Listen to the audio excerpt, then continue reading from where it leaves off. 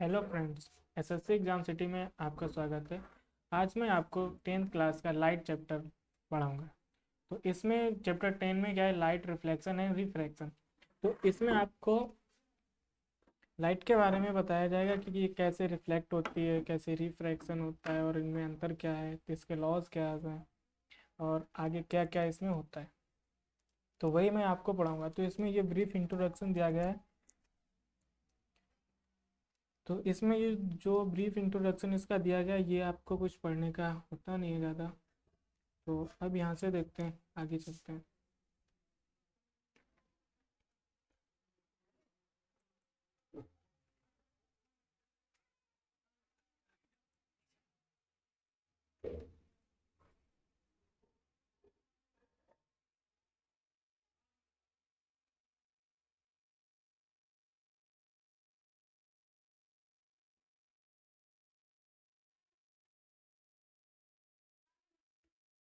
तो अब यहाँ से देखते हैं।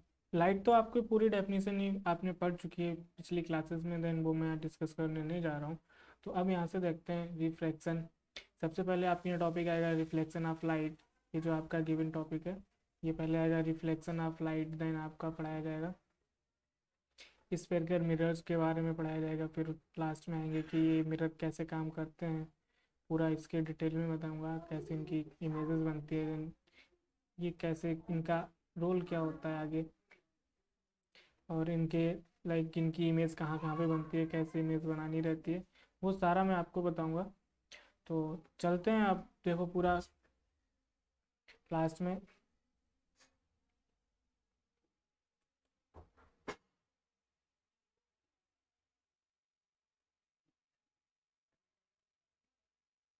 ठीक है, पूरा चैप्टर अब यहाँ से आपका नया टॉपिक। फिर यहाँ से आपको ये क्या गिवन है, sign convention for reflection by spherical mirror, ये आपको देखना पड़ेगा। देन अब इनका जो मिरर फार्मूला एंड मैग्निफिकेशन, यानी ये जो रहता है कि ये आपको कितना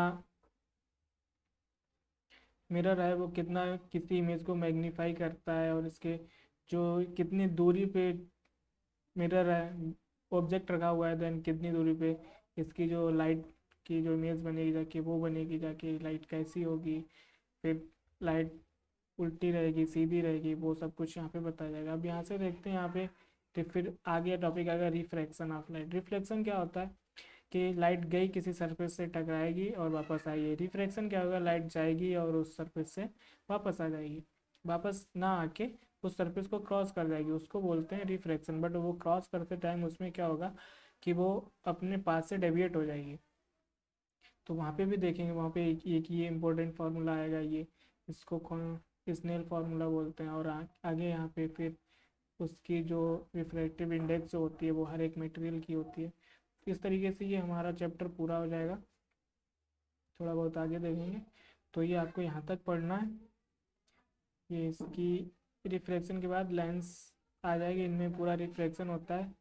देन लेंसेज के बाद आपका क्या आएगा,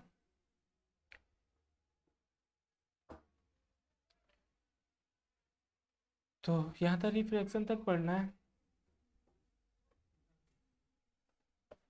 ठीक है, तो देखते हैं, चलते हैं शुरुआत में कहाँ तक पहुँचना है अपन लोगों को। शुरुआत से करते हैं, रिफ्लेक्शन लाइट का कैसे होता है, वहाँ से चलते हैं। तो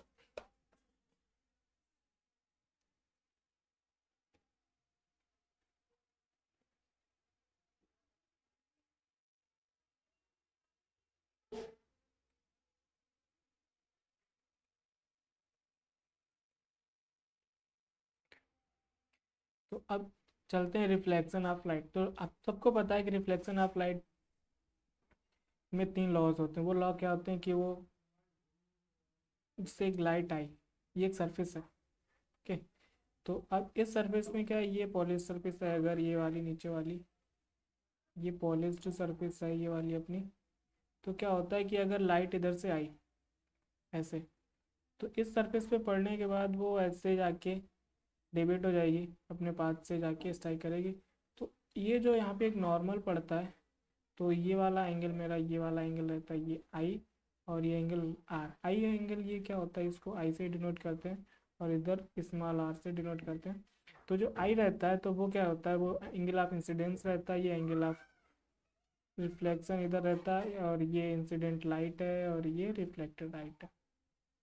तो अब इसमें क्या होता है कि ये लॉज जो हमने पिछली क्लासेस में पढ़ रखे होते हैं, तो इसमें क्या होता है कि ये जो लाइट आती है, angle of incidence equal to angle of reflection, ये जो लाइट होती है, ये लॉ हमने पढ़ रखा है। Incident ray and normal to the mirror at point of incident and reflected ray are lie in the same plane, then ये सारे सेम प्लेन पे, ये तो ये एक लॉ होते हैं। तो ये लॉज क्या होते हैं, हमने सब कुछ पढ़ रखे हैं पिछले चैप्टर्स में, पिछले क्लासेस में, चैप्टर्स में तो नहीं है, बट अब देखते हैं वहाँ, क्योंकि हमने क्या पढ़ा था, ओनली प्लेन मिरर पढ़ा था कि प्लेन मिरर कैसे वर्क करता है, उसमें लॉज क्या होते हैं।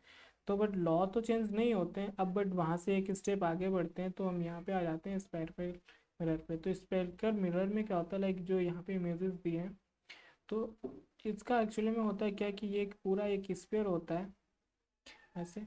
तो ये इसकी कोई है क्या, सेंटर है इस पे, तो उसमें से हम इतना पोर्शन काट लें, तो ये जो बन जाता है, जो निकल के आया मेरा जो इतना, तो इसकी अगर ये वाली सरफेस पॉलिश्ड है,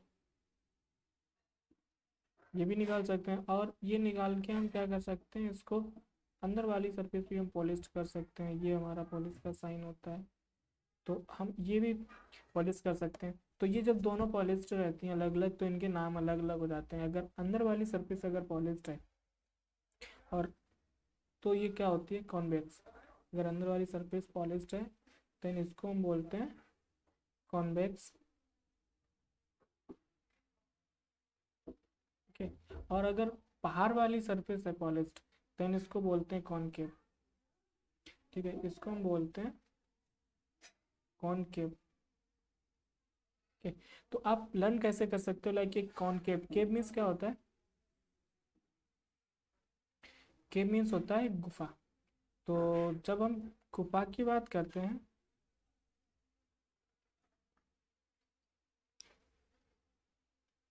तो गुफा एक्चुअल में, तो उसमें क्या होता है गुफा में, कि आप एक गुफा टाइप में बन जाता है, लाइक कैंगटन में देखो एक गुफा का बन गया, अंदर से जाओगे तो वो गुफा। तो उसमें हम कॉनकेव को मतलब गुफा टाइप में, तो जो बाहर से पॉलिश्ड है देन कॉनकेव, जो अंदर से पॉलिश्ड रहेगी कॉन्वेक्स, बाकी कॉन्वेक्स। ओके, तो अब आगे बढ़ते हैं। देखो यहाँ तो इतना तक हो गया, देन इसका कुछ नहीं है अब इसमें जो नेमिंग रहता है, लाइक इसमें बोल देते हैं, इसमें एक जो इसके मिड से जो सरफेस आती है, तो उसको हम क्या बोलते हैं, लाइक यहाँ से गई, तो यहाँ से एक ये सरफेस होगा अगर ये, तो इसमें कई सारे वो रहते हैं कि इसमें कई टर्मिनोलॉजी रहती है। तो इसका जो सेंटर अभी हमने जो बनाया था, एक ये सेंटर जो अभी बना था, ऊपर से फिर से बनाते हैं सही से।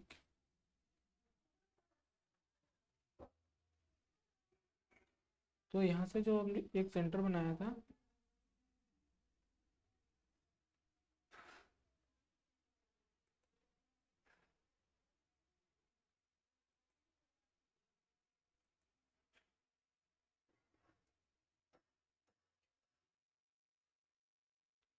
लाइक यहाँ से जो हमने काटा था ना इधर, तो जहाँ से ये निकाला जाएगा, तो एक ये जिस सरफेस, जिस सर्कल से, जिस स्फीयर से हमने निकालेंगे, तो उसको बोलेंगे सेंटर ऑफ।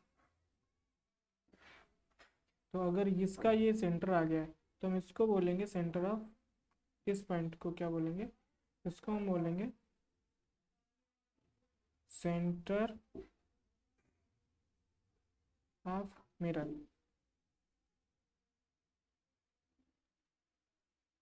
ओके, तो ये हो गया सेंटर ऑफ मिरर। अब एक होता है फोकस। ओके, तो अब फोकस क्या होता है, ये जो सारी पैरेलल लाइन इन्फिनिटी से आके जहाँ पे मीट करती है एक जगह पे, और इस जगह पे मीट कर रहे हैं ये वाली, तो ये होता है फोकस। मीन्स जहाँ पे सारी लाइन एक जगह पे फोकस हो जाती है उसको बोलते हैं फोकस। और ये जो इसका मिड पॉइंट होता है कर्वेचर पर, तो ये जो पॉइंट होता है कर्वेचर पे, इसको बोलते हैं हम पोल। और ये जो एक्सिस जो बनाई हुई है, ये वाली एक्सिस, इसको बोलते हैं मेन एक्सिस, या principal axis. Okay, same thing इसमें होता है। इसमें क्या रहता है, इधर इसका जो रहता है सेंटर भी इधर रहता है, फोकस भी इधर रहता है, और इसका तो पोल तो यहीं पे रहेगा। और बस इतनी सारी चीज़ें होती हैं आपको जानने के लिए इसमें, और ज़्यादा इसकी टर्मिनोलॉजी नहीं है। बाकी ये सब इतना पढ़ने का नहीं है, बट अब देखो इसमें पूरा सिर्फ अपने इसकी टर्मिनोलॉजी जानी है। अब इसमें देखते हैं कि ये इमेजेस कैसे फॉर्म करता है। ठीक है, तो फिर देखते हैं।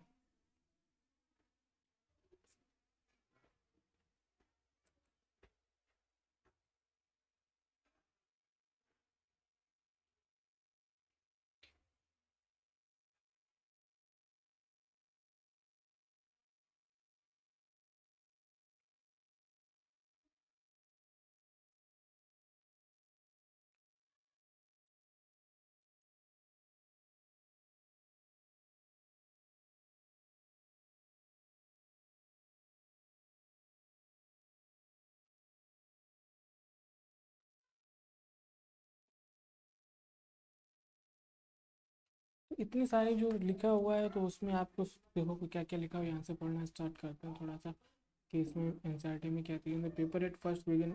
अब ये आपको जो भी दिया गया है कि ये जो यहाँ से इस एक्टिविटी दी, ये एक्टिविटी क्या गिवन है कि एक पेपर लेते हैं, जैसे ना कभी हम लोग जाते हैं तो हमको एक कान के वेतन के लेंस दे दिया जाता है। वो लेंस देते हैं, धुंधली मिरर से भी कर सकते हैं। तो हम क्या करते हैं कि उससे एक चीज़ फोकस बनाने का करते हैं, और वो कागज़ जलने लगता है, तो हमें लगता है हम साइंटिस्ट हो गए हैं पूरा, हम सब कुछ कर सकते हैं। तो वो क्या रहता है कि एक एक्सपेरिमेंट रहता है इनका, एक लेंसेज का, वो हमको जनरली गिवन रहता है, बट हम इससे भी कर सकते हैं, इससे भी हम फोकस बना सकते हैं, तो इससे भी वो कागज़ जला सकते हैं। तो वो एक, क्योंकि क्यूरियोसिटी रहती है अपने अंदर कि हाँ कैसे जल गया बिना माचिस के। हम तो ये सोचते हैं कि बिना माचिस के कुछ चल नहीं सकता, बट वो बिना माचिस के भी जल जाता है। तो वहाँ पे लगता है कि हाँ देखो हमने कितना बड़ा एक्सपेरिमेंट कर लिया। बट वो सिंपल सा एक चीज़ रहती है वहाँ पे। देन अब देखते हैं यहाँ पे क्या रहता है। अब यहाँ पे अगर कोई डायग्राम लाइक ये कि अब ये देखो कैसे इन दोनों का डायग्राम बनाया गया है, इनका एक एक की इन्फिनिटी से लाइट आ रही है, देन कहाँ कहाँ जाएगी। तो ये क्या था कि जब हम डायग्राम बनाने चलते हैं तो अलग अलग पोजीशन पे अलग अलग डायग्राम बनते हैं, लाइक ऑब्जेक्ट कहाँ पर है और कैसे कैसी चीज़ें रहती हैं। तो वो चीज़ें यहाँ पे आगे देखते हैं, यहाँ पे बनाते हैं, ज़्यादा स्पेस नहीं है, बट कोशिश करते हैं यहाँ पे आपको सभी चीज़ें बताने की। लाइक अगर ये हमारा एक मिरर है, कौन के मिरर है इधर की, आप देख लेना अच्छे से। आपकी ड्राइंग अच्छी है, मेरी तो देखो कितनी अच्छी है। तो अगर हम ये एक प्रिंसिपल एक्सरसाइज के थ्रू जाने की कोशिश करते हैं, ठीक है, तो देखो इसमें रहता है क्या कि अगर ये मैंने अगर हमारा सेंटर है सी, सेंटर को सी से, और ये फोकस है एफ से डिनोट करते हैं, स्मॉल एफ से, और ये हमारा पोल है, इसको पी से डिनोट करते हैं। ओके, तो अब इधर एक इन्फिनिटी है। इन्फिनिटी का मतलब जो होता है कि किसी की रेंज से बाहर निकल जाओ, देन आप इन्फिनिटी पे पहुंच जाओगे। ऐसा नहीं कि आपको दिखे ना, लाइक अगर आपको दिखने के विजन में करते हो तो आपका मतलब दिखे ना, देन वो इन्फिनिटी पे हो गया। कि इन्फिनिटी का मतलब वो है कि आप किसी की रेंज से बाहर चले जाओ तो वो इन्फिनिटी हो जाता है। तो ऐसा माना जाता है कि इन्फिनिटी से जो रेज आती हैं वो हमेशा पैरेलल होती हैं। तो देखो यहाँ से अगर इसके बियॉन्ड, तो इसमें तीन चार केसेस बनते हैं। तो कैसे कैसे केसेस बनते हैं, जो इसी में बनेंगे कॉनकेव में वही बनेंगे कॉन्वेक्स में। तो एक केस बनता है कि एक ऑब्जेक्ट इन्फिनिटी पे, तो ये ऑब्जेक्ट ऐसा रहता है, तो इन्फिनिटी पे ऑब्जेक्ट की जो भी रेज आती हैं वो पैरेलल मानी जाती हैं, और उसको आप कोई इंटरफेयर नहीं कर सकते। लाइक मेरी तो ड्राइंग आप देख सकते हो कितनी अच्छी है, तो आप सही से देख लेना। तो ये जो फोकस पे मिलती है आके, तो इन्फिनिटी मानती है। और दूसरा एक infinity then in between focus centre and infinity, दूसरी पोजीशन ये होती है। तीसरी पोजीशन होती है सेंटर से। चौथी होती है बिटवीन सेंटर एंड फोकस, पांचवी फोकस पे। देन फिफ्थ पोजीशन होती है फोकस एंड पोल पे। पोल पे पोजीशन नहीं रहती है। अब इनका क्या रहता है, बाकी तो सारे केसेस सेम रहते हैं लगभग, बट यहाँ से इसके बीच में केस चेंज हो जाता है।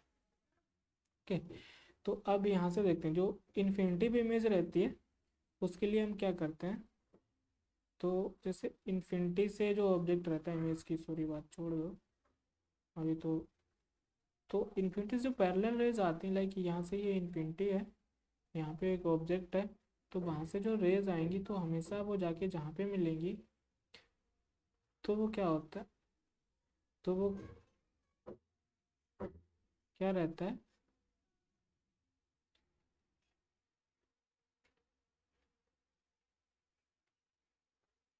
कि पैरेलल रे है, आप देख लीजिए, थोड़ा सा दिक्कत आ रहा है आज इसमें। तो ये जो जहाँ पे मिली जाके ना इस पे, तो ये क्या है, ये है फोकस, इसको एफ से डिनोट करता है। देन ये जो फोकस है ना, ये इन्फिनिटी से रेज आ रहे हैं ये, और ये रिफ्लेक्टेड रेज हैं, वो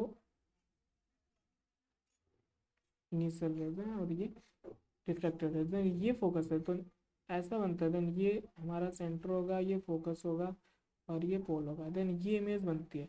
अब इमेज का तो आप तब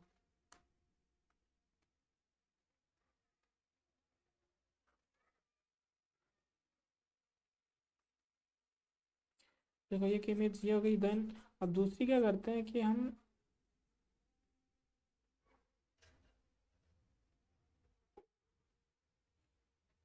देखो, तो एक इमेज ये बन गई जो सेंटर से था। अब जो दूसरी इमेज बनती है ना, लाइक कि यहाँ से सेंटर का, वो भी लगभग सेम ही बनती है। वो भी कहाँ पे बनेगी जाके, यहीं पे बनेगी जाके। तो उसको देखो ऐसे याद कर सकते हैं इसे। अब जो इसके इसके बीच की जो इमेज बनेगी ना, जैसे सेंटर ये हमारा था, सेंटर ये था फोकस, ओके, और ये था हमारा इन्फिनिटी पे बना लिया। देन इन बिटवीन ये हम इन्फिनिटी अगर मानते हैं, देन यहाँ पे मेरी अगर इमेज है तो इसको हम भेजते हैं इधर, यहाँ से जाएगी। तो ये इमेज क्योंकि ये पैरेलल आएगी, अगर इसके पास में पैरेलल आएगी, तो जो पैरेलल आती है तो वो कहाँ से जाती है, फोकस से होके जाती है। जब ये फोकस से होके जाएगी,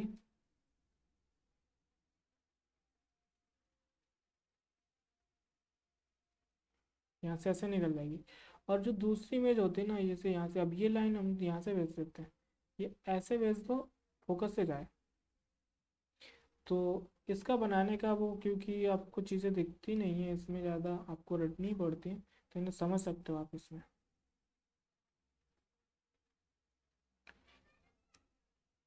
ठीक है, तो अब यहाँ से क्या होता है, ये लाइन जो रहती है ना, ये वाली दूसरी लाइन हमको इमेज कहाँ से मिलेगी, ये कर्वेचर होगा और जो फोकस होगा उसके बीच में मिल जाएगी, अरे ये वाली लाइन।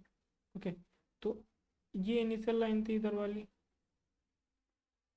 अब तो ये रिफ्लेक्टेड लाइन आ गई। ओके, तो हमको क्या मिला कि ये जो इमेज बनी ना जैसे नीचे, तो ये अब ये इमेज बनी कहाँ के, सेंटर के बीच में एंड फोकस के बीच में। ओके, तो सेंटर और फोकस के बीच में इमेज बनी, जब ऑब्जेक्ट मेरा क्या था, इन्फिनिटी एंड सेंटर के बीच में।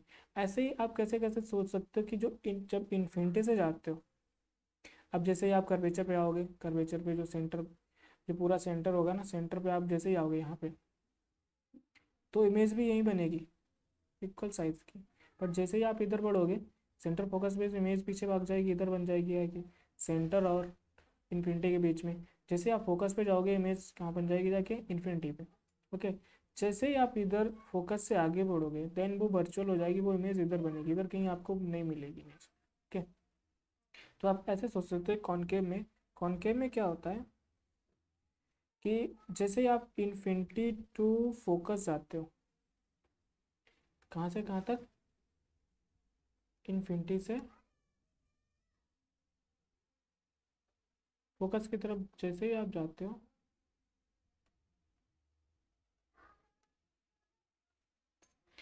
तो हमारी जो इमेज होती है वो फोकस से कहाँ भाग जाती है,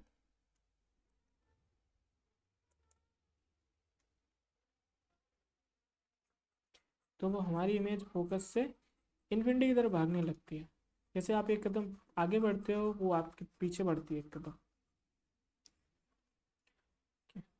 तो अब जैसे ही आप फोकस से जैसे ही आगे बढ़ते हो देन वो फिर से आपके सामने आ जाती है। अब यहाँ पे इमेज की वो लिखने को आ जाती है कि इमेज कैसी बनेगी, इन्वर्टेड होगी कैसी, तो इसमें सारी चीज़ें इन्वर्ट रहती हैं। तो अब जैसे यहाँ से ये नाम के यहाँ पे फोकस है, ओके। तो जो ये ऑब्जेक्ट के लिए था,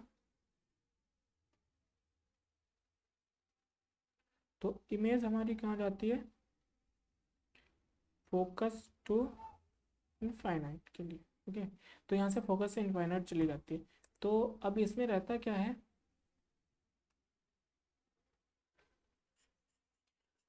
अब बाकी तो सारा बन जाता है, लाइक फोकस वाली इमेज नहीं बनानी, फोकस और पोल के बीच का नहीं रहता है बनने का। देन देखो फोकस और पोल के बीच में क्या रहता है,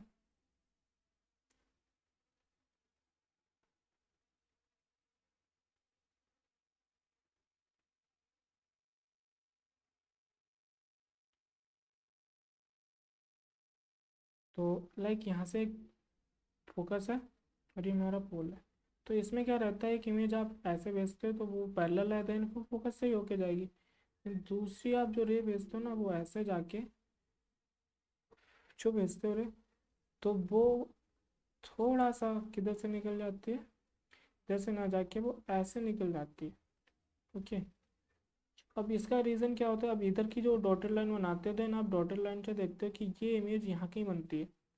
तो ये इमेज एक तो इस ऑब्जेक्ट से बड़ी है, ऑब्जेक्ट से बड़ी है, और ये वर्चुअल इमेज होती है क्योंकि आप इसे पर्दे पे नहीं ले सकते हो।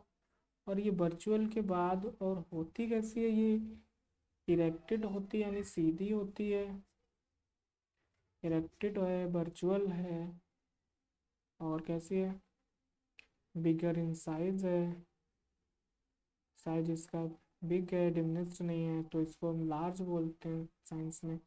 तो अब कैसे कैसे होती है, इरेक्टेड है, वर्चुअल है, लार्ज है, बाकी कैसी रहती हैं, जैसे जो फोकस में इमेज बनती है इन्फिनिटी से वो कैसी डिमिनिश्ड रहती है, वर्चुअल रहती है, वो रियल रहती है, और कैसी रहती है,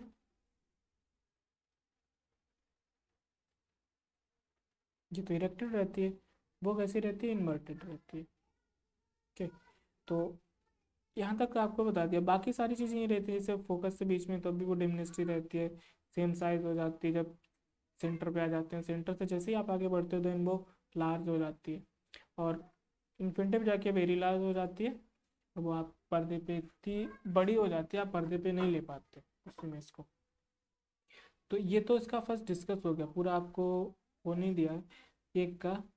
तो अब दूसरा बचा है कॉनकेव का। कॉनकेव में क्या रहता है, सारी चीज़ें लगभग सेम रहती हैं, बट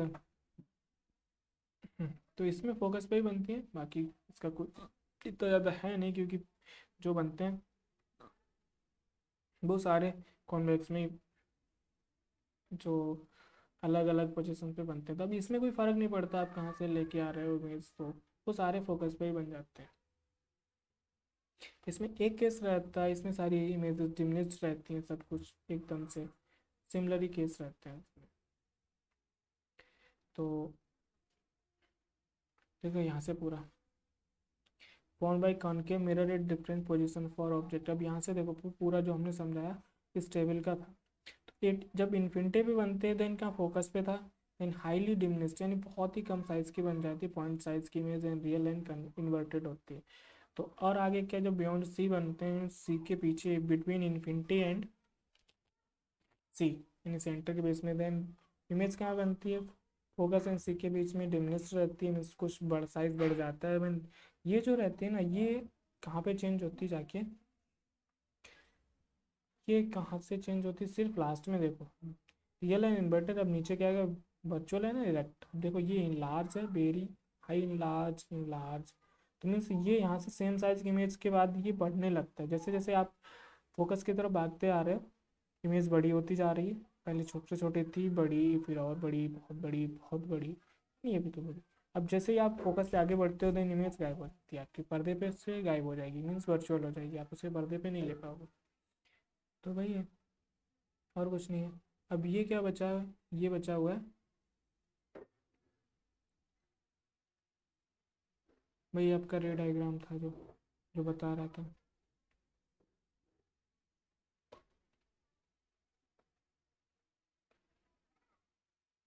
यहाँ पे जो पूरा समझाया, तो वो उस रे डायग्राम का आप इसमें देख लेंगे। तो अलग अलग तरह था, कैसे ये फाइनल से आ रही है इमेज, तो अब कैसे कैसे किस क्या क्या पोजीशन होती है। अब इनका बनने का कारण होता है, आप सोचोगे कैसे क्या होता है, तो पूरे जो लॉज आपने पढ़े हुए हैं वही सारे अप्लाई होते हैं, और कुछ भी नया नहीं होता है इनमें। तो जैसे ये फाइनल से आ रही थी ना, तो कहाँ से यहाँ पे हाईली डिमिनिस्ड बन गई है। अब यही देखो, ये वाली इमेज, ये किसके बीच में बनी है, फोकस एंड सेंटर के बीच में। अब ये फोकस पे ही बन गई, देखो सेंटर एंड फोकस के बीच में, अब देखो सेंटर पे था, देन सेंटर पे सेम साइज की इमेज बन गई।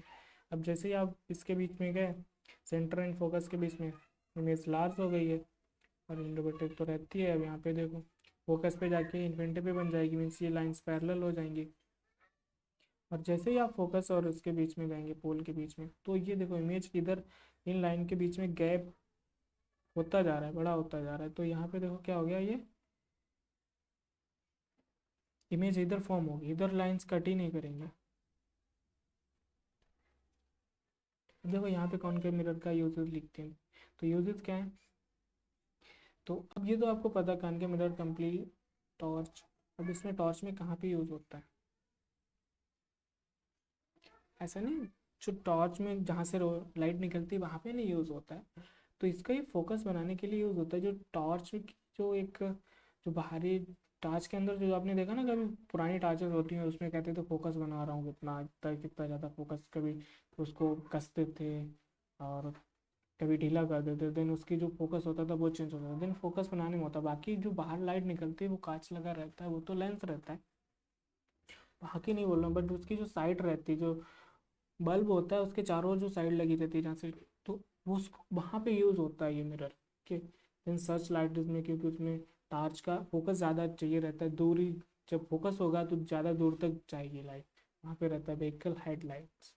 तो वही है ना, हेडलाइट टॉर्च, हेडलाइट में वही टॉर्च का ही वाला ही काम है दोनों का, हर जगह। Powerful parallel beam of light. अब यहाँ पे जब पैरेलल करना है तो आपको उसका तो करना ही होगा, क्योंकि फोकस बनाना रहता है। They are often used in saving mirror to see larger image of the face।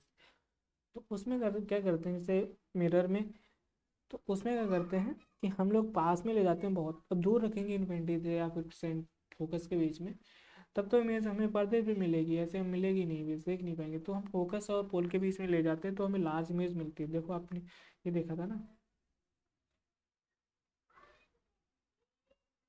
ये देखो इस टेबल में क्या है कि ये क्या मिलती है, वर्चुअल इमेज मिलती है, बट कैसे इरेक्ट मिलती है, यानी सीधी इमेज मिलती है और लार्ज इमेज मिलती है। इसी का यूज़ करते हैं कहाँ पे, बीच में फोकस एंड पोल के बीच में अपने को रखते हैं, हमारे जो ऑब्जेक्ट मीन्स अपना सेविंग क्रीम, अपना फेस कहाँ रखते हैं, तो अपना फेस रखते हैं फोकस और पोल के बीच में, तो हमें large erect and virtual image दिख जाती है। तो उसमें हम उस पर तो नहीं उतार सकते, बट हमें ये हमारे काम की चीज़ मिल जाती है उसमें, तो हम उससे अपना काम कर लेते हैं। और क्या है, they are often use shaving when the dentist use concave mirror to see large image of the teeth of the patient। then dentist का भी वही काम है सेम, कि उनको देखना है कि कहाँ कैसा उन लोगों का कहाँ दिक्कत है, कितनी दिक्कत है, तो वो भी इसी का यूज़ करते हैं, लाइक फोकस और पोल के बीच में रखेंगे, दिख जाएगा। देन अब कॉन्वेक्स मिरर पे आते हैं। तो कॉन्वेक्स मिरर में देखो दो ही इन्होंने केस बताए, और कोई इनका क्योंकि मीनिंग रहा नहीं कहा जाता ना, इस पे कुछ ज़्यादा केसेस बनते नहीं। देन इन्फिनिटी पे हमें क्या बनता है, फोकस पे मिलती है, बट इसमें हमेशा कैसी इमेज रहती है, वर्चुअल इमेज रहती है, और डिमिनिस्ड रहती है, और इरेक्ट रहती है। ओके, अब इन्फिनिटी से आती है तो वो वहाँ पे बनती है, but in between infinity and pole के बीच में, क्योंकि यहाँ पे बाकी चीज़ें तो इधर है, इस साइड है, और यहाँ पे पोल और इन्फिनिटी बीच में बना सकते हैं, तो वो हमेशा जो रहता है फोकस और पोल के बीच में बनती है। या तो इमेज कहाँ पे बनेगी, फोकस पे, और कहाँ बनेगी, बिटवीन एफ एंड पी के बीच में, और हमें कहीं नहीं मिलेगी।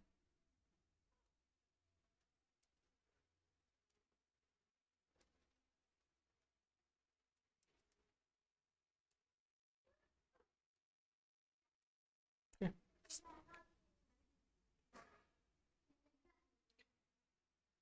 तो अब इसका देखो, इसमें कुछ ज़्यादा केसेस बनते नहीं, केसेस हमारे कॉन्केव में ही बनते हैं। कॉन्वेक्स का हमारा कुछ रहता नहीं है इतना, जब 2 ही केसेस बनते हैं, वो भी इमेज कहाँ पे बनती है, पूछा भी जाता है ज़्यादातर। कॉनकेव भी पूछा जाता है, कॉन्वेक्स ज़्यादा नहीं पूछा जाता है। तो अब देखो कॉनकेव मिरर की यूजेस क्या, मिरर आर कॉमनली यूज है रियर व्यू।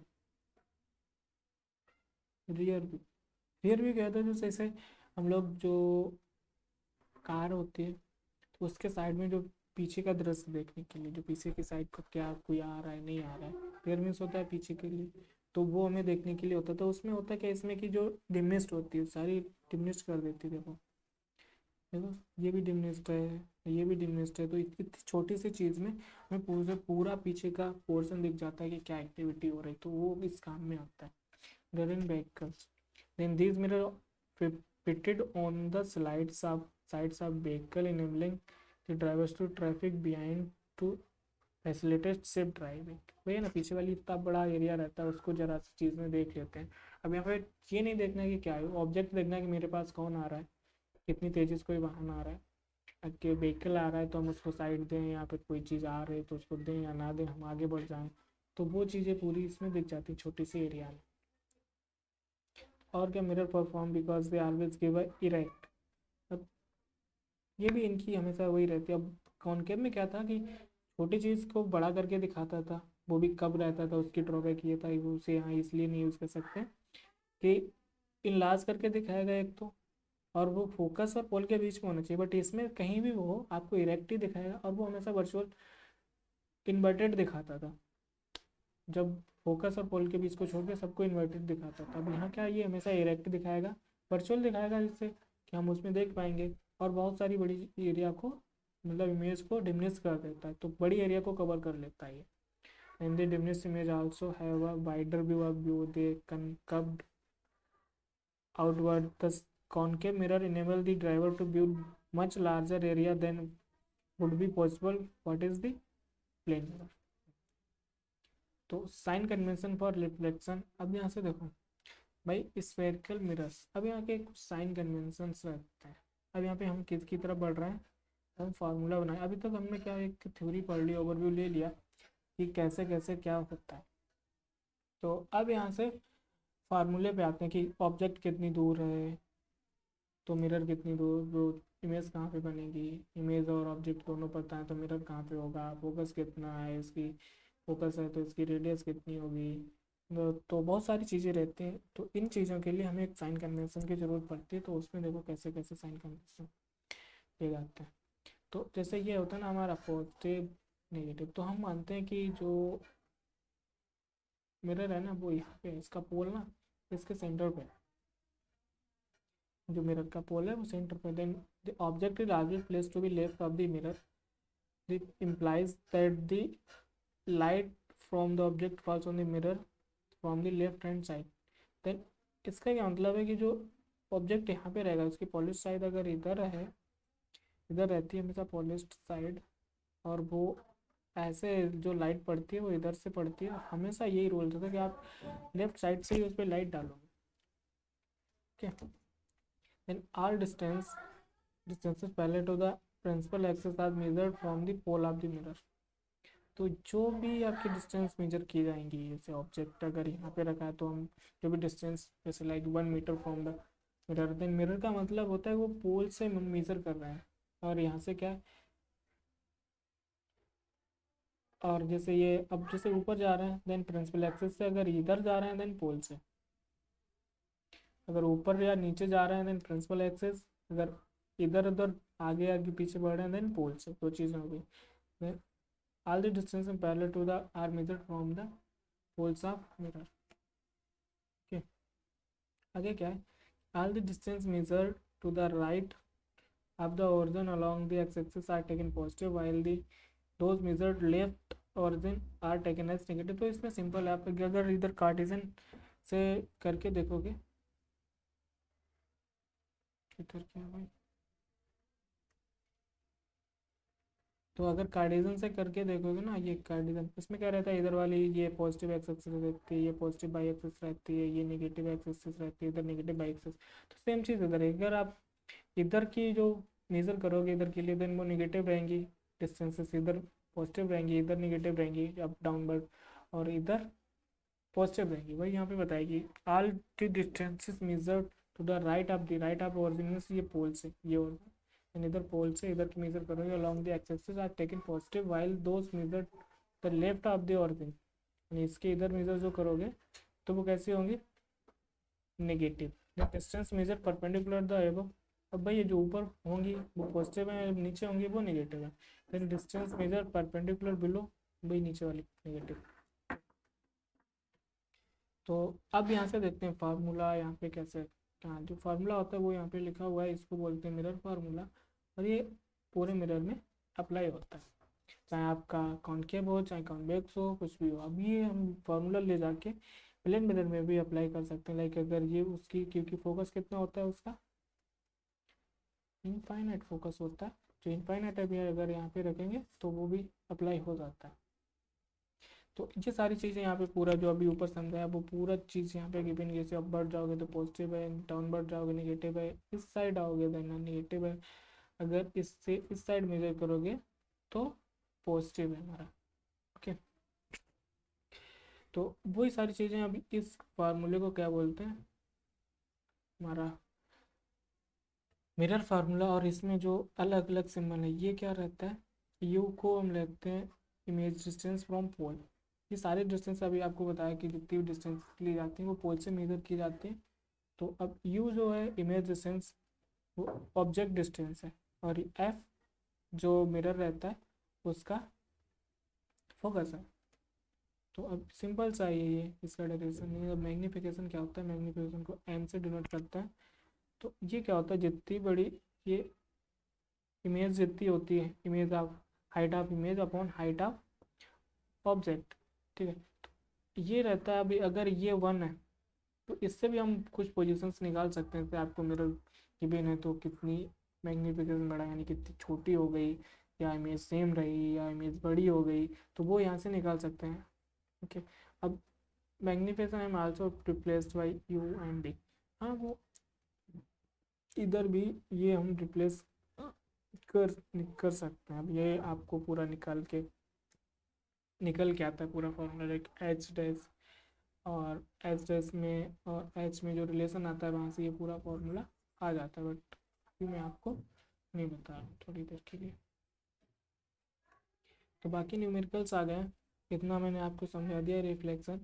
और आगे कितना बचा हुआ है, रिफ्रैक्शन आ गया, देन पूरा लेंस आ गया, मीन्स आ गए। तो अब न्यूमेरिकल्स सिर्फ आपको क्या करना है कि जो फार्मूले सारे फार्मूले क्या होंगे, आपको सिर्फ साइन कन्वेंशन का ध्यान रखना है। तो विद साइन कन्वेंशन होता है ना, अब यहाँ से देखो ये यहाँ से जो फार्मूला गिवन है, ये फार्मूला जो है आगे आपको दिख नहीं रहा अभी,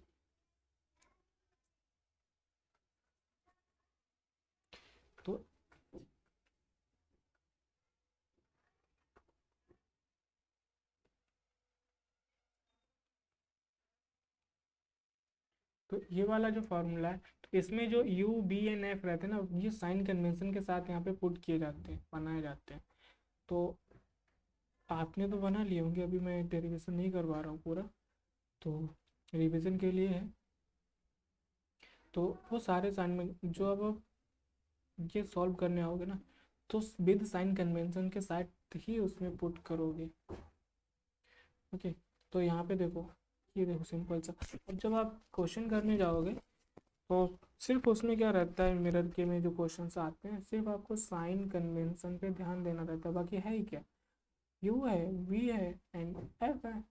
तो तीनों में सिर्फ 2 वैल्यूज गिवन होंगी, किसी दे देंगे या फिर उसमें क्या पूछ लेंगे कि इसका मैग्नीफिकेशन क्या, मैग्नीफिकेशन का देखो फार्मूला सामने आपको गिवन है, u by minus u by b, तो वो निकाल देंगे, या फिर हाइट दे देंगे तो मैग्नीफिकेशन तो बहुत सिंपल हो जाएगा, या फिर मैग्नीफिकेशन दे देंगे।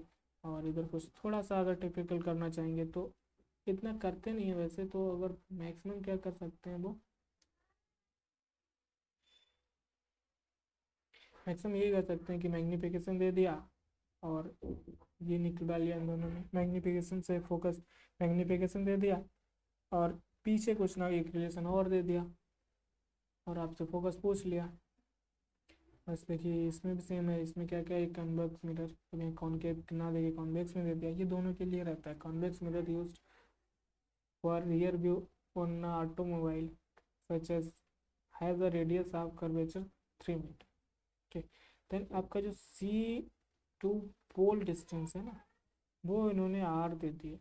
अब इसकी R किधर होती है, लाइक ये ऐसे रहता है ना, अब ये इधर अंदर से पॉलिश्ड रहता है, देन इसकी R इधर होती है, तो ये कैसी होगी, पॉजिटिव होगी जो C। तो यहाँ पे देखो पॉजिटिव है। From this mirror find position nature and size of image, सारी चीज़ें पूछ ली। तो पोजीशन पहले निकाल लें, बाकी तो पता ही वर्चुअल होती है और इरेक्ट रहती है। अब साइज़ का मतलब मैग्नीफिकेशन पूछ लिया है। ओके, जब मैग्नीफिकेशन पूछ लिया तो वो एम बता देंगे। देन नेचर कैसा होगा, एक इरेक्ट होगी, पहले से हमें पता है कॉन्वेक्स में इरेक्ट होती है, और कैसी होगी, वर्चुअल होगी। तो ये चीज़ें पता हो जाएगी नेचर में, इरेक्ट वर्चुअल। और बाकी जो ऑब्जेक्ट डिस्टेंस कहाँ से, अब bus is located 5 metre from this mirror, तो 5 मीटर है यहाँ से। अब यहाँ से भी देखो पोल किधर गया, ये जो पोल है ना, ये इसके इधर हम देखेंगे तो यहाँ से 5 मीटर, तो अगर पोल से हम इधर मेजर कर रहे हैं तो ये नेगेटिव आएगी 5 मीटर। तो यहाँ पे देखो नेगेटिव में मुझसे वी पूछ लिया, इमेज निकालना उसकी पोजीशन। तो अब हाइट मतलब इसमें साइज पूछ लिया, देन उसकी हाइट वो भी आ जाएगी। तो दो चीज़ें पूछी गई। फोकल लेंथ तो हमें क्या रहती है, फोकल लेंथ रहती है वो C/2, यानी जो C डिस्टेंस होती है R/2, देन R/2 से यहाँ से फोकल लेंथ आ जाएगी। देन अब यहाँ से सिंपल सा हमें क्या क्या कि मैंने U भी मालूम है, F भी मालूम है। तो जब F मालूम है तो यहाँ से V निकाल लेंगे। देखो 1/B यहाँ से आ जाएगा, देन B हमारा कितना आ जाएगा, सिंपल सा इतना आ गया। ओके, जब हमारा B आ गया तो इमेज कितनी हो गई,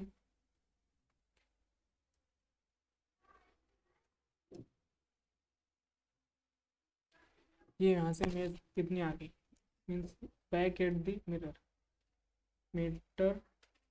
अब देखो हाइट कैसे निकालते हैं, जो जो देखो मैग्नीफिकेशन क्या होता है, ये अभी फार्मूला पढ़ा था ना हमने, image upon object height upon equal to -B/V। तो यहाँ से हम मैग्नीफिकेशन निकाल लेंगे, उसके अकॉर्डिंगली हम रख देंगे सिंपल सा। तो ये यहाँ से image is virtual erect smaller in size, ये तो हमें पहले से पता रहता है ना, ये वो कैसी रहेगी, वर्चुअल रहेगी, इरेक्ट रहेगी, smaller in size by factor of. तो अब बाई फैक्टर ऑफ का मतलब क्या है, जो ये रहता है ना एक्चुअल इमेज, तो हम इसकी हाइट निकाल नहीं सकते, क्योंकि हमें एक उसके लिए ऑब्जेक्ट की हाइट पता होनी चाहिए, बट ऑब्जेक्ट की हाइट ऐसा इन्होंने कुछ दिया नहीं कि ऑब्जेक्ट की हाइट मुझे गिवन है। तो हम सीधे सीधे मैग्नीफिकेशन से क्या बोल सकते हैं कि वो कितने टाइम्स है, इमेज जो है वो 0.23 टाइम्स है, किसके, ऑब्जेक्ट के। मीन्स 0.23 मीन्स उससे छोटी होगी, तो ये मैंने लिख दिया यहाँ पे, और कुछ नहीं। या तो हमें ये ऑब्जेक्ट की हाइट दें, देन हम एग्जैक्ट उसकी हाइट निकाल के बता देंगे, जितना डेटा है उसके हिसाब से हमने निकाल दिया। सेम थिंग इसमें भी होगी। ये इसमें क्या पूछा हुआ है, इमेज की हाइट पूछी गई है, इमेज डिस्टेंस पूछी गई है, सेम थिंग है ऊपर दोनों। तो नेक्स्ट रिफ्रैक्शन नेक्स्ट क्लास में कंटिन्यू करते हैं। आज के लिए इतना ही, तब तक आप रिवीजन करो अच्छे से। कोई दिक्कत हो तो बताना कमेंट सेक्शन में। आप